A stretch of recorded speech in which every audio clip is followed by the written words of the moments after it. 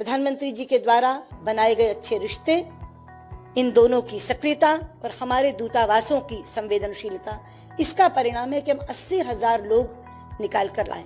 और एक और बात बता दूं, इसमें ऑपरेशन मैत्री का आंकड़ा शामिल नहीं है, जिसमें अलग से 1,05,000 लोग निकले।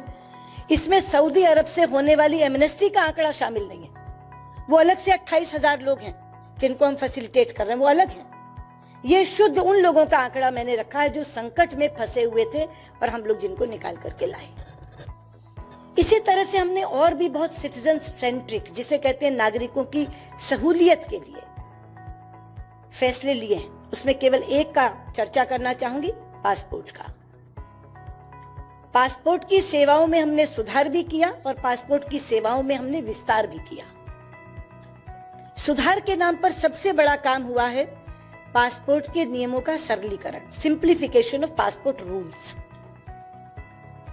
और आप शायद चौंक जाएंगे कि नियमों के सरलीकरण के बाद जब हमने पिछले क्वार्टर से इस क्वार्टर की तुलना की तो 50% की बढ़ोतरी पासपोर्ट में हुई। यानी ये नियम इतने जटिल, इतने कठिन थे, इतने अव्यावहारिक थे कि पासपोर्ट मिलने में बाधक थे।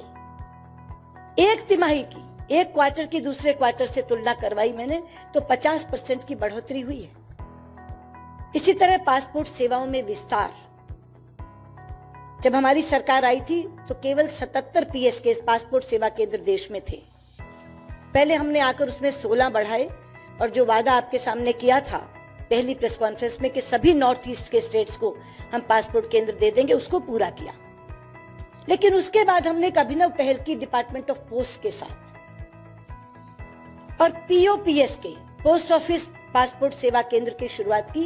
पहले चरण में 86 की घोषणा की और आज मुझे बताते हुए खुशी है कि उसमें से 52 ऑपरेशनल हो गए। अंत में मैं यही कहना चाहूंगी कि इन 3 वर्षों में विदेश मंत्रालय का स्वरूप भी बदला है और चरित्र भी बदला है।